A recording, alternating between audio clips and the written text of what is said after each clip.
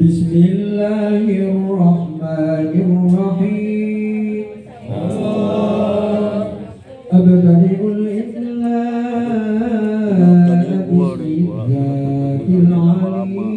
aliyah.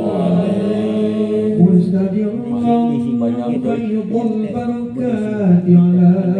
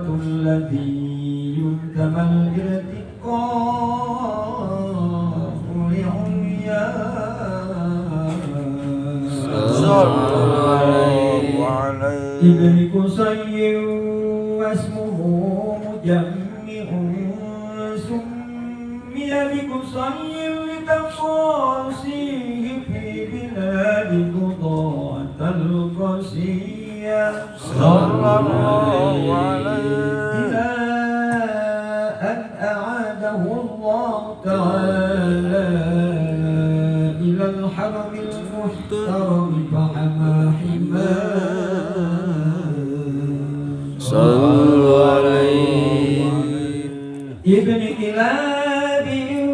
واسمه حكيم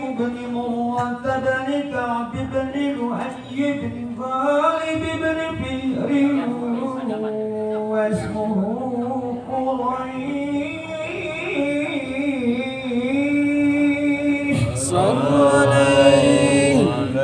وإليه تنسب البطون القرشية صلوا عليه ومن فوقه كناني كما جنح إليه الكثير وارتضاه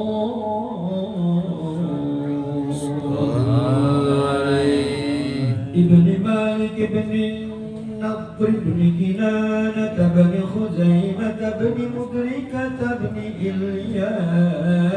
إلياس صلوا عليه وهو أول من آذى البدن إلى ابن حاب الحرمية صلوا عليه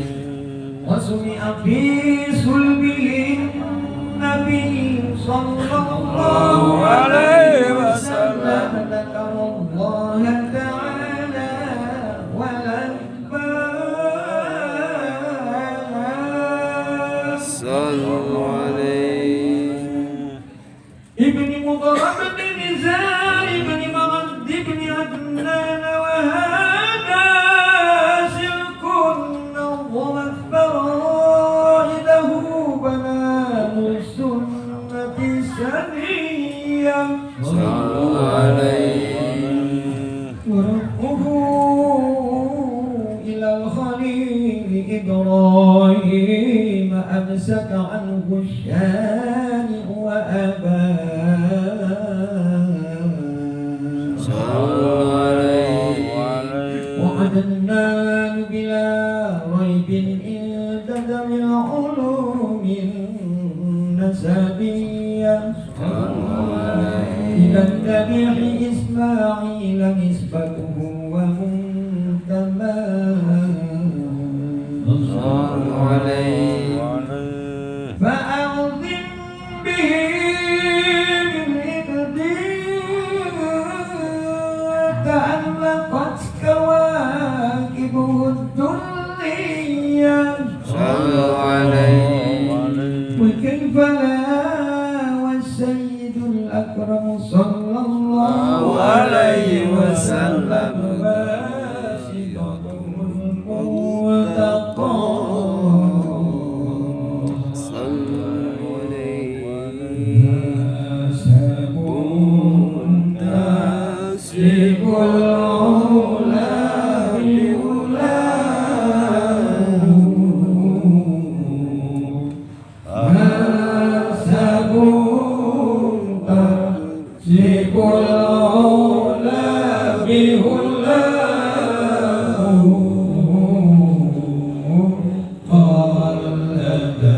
قلدتها نجومها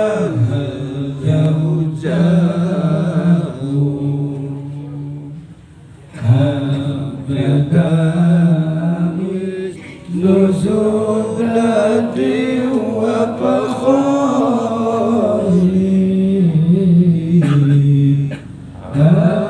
أبدا نزلة وفخار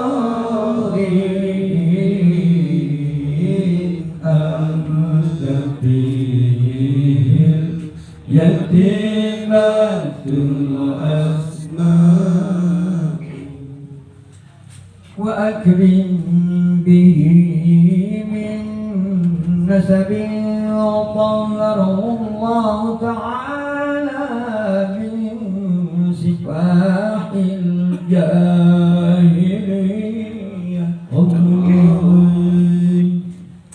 أورد الزين العراقي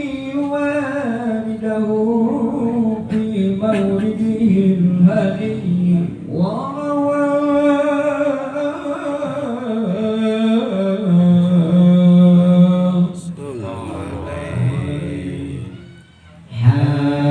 حافظا إله كرامة لمحمد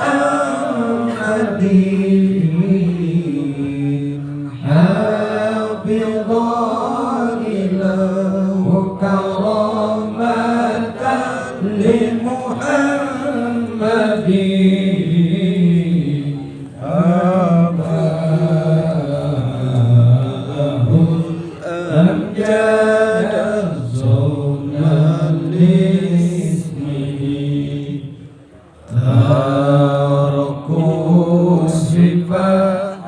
ولم يصبهم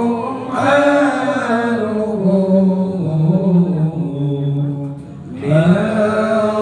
مصيبة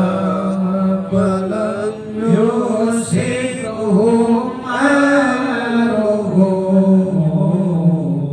من آدم وإلى أبيه وأمه صراط سرى نور النبوة في أسامير قرآن بهيا صلوا عليه وبدر بدره في جبين جدي عبد المطلب وابنه عبد الله صلوا عليه علي اللهم قبره الكريم بحرف سديد من صلاة والتسليم اللهم صل وسلم وبارك عليه. ولما أراد الله سبحانه تبارك وتعالى إبراز خلقته المحمدية وإظهاره جسما وروحا بصورته ومعناه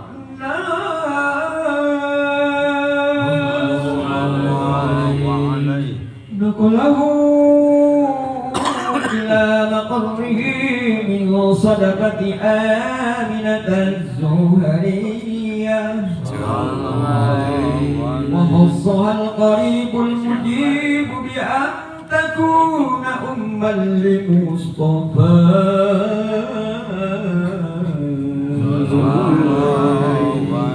ونودي في السماوات والأرض بحملها لأنواره الذاتية وصبا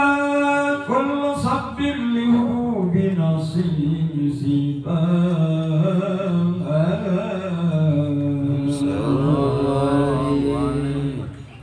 وكسيت الأرض بعد طول جنبها من النبات حللا سندسية وأينعت الثمار وأدنى الشجر للجاني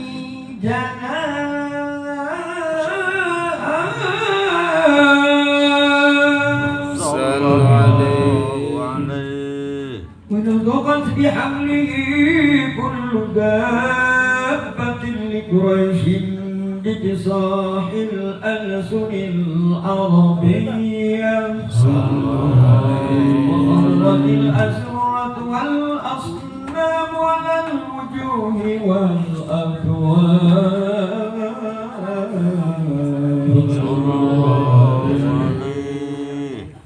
وتباشرت وحوش المشارق والمغارب ودوابها البحرية صلوا عليه واحتست العوالم من السرور كسموميا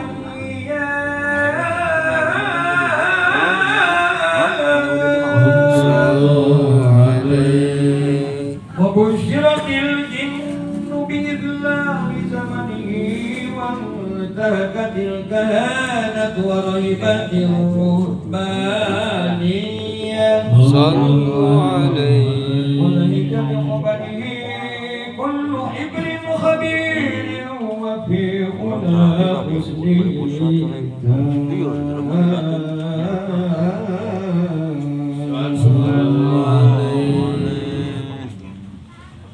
وغطيت أمه بالمنام فقيل لها إن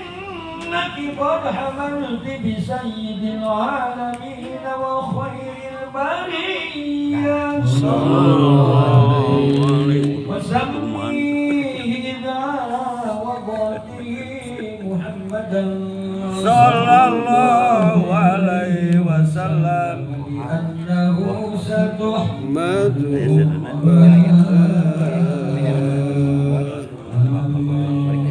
أقدر اللهم ربه الكريم بأرض سليم الصلاة والتسليم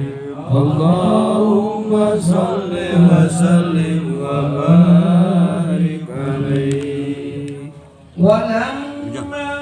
تم من حمله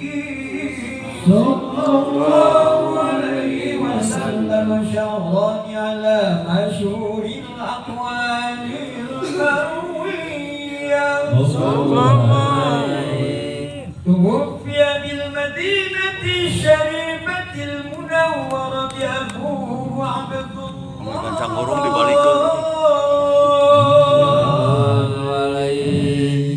وكان قد اجتاز بأخواله بني عدي من الطائفة النجارية صلى الله عليه ومكث فيهم شهرا سقيما يعانون سقمه وشهواه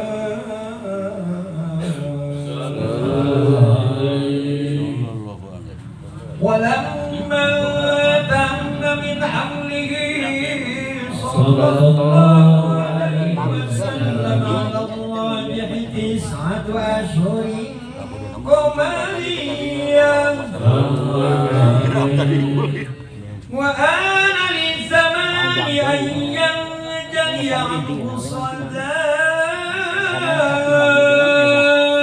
صلى الله عليه أمه ليلة مولده آسيا ومريم في نسوة من الحظيرة القدسية صلى الله عليه وأخذها المخاض فولدته صلى الله عليه وسلم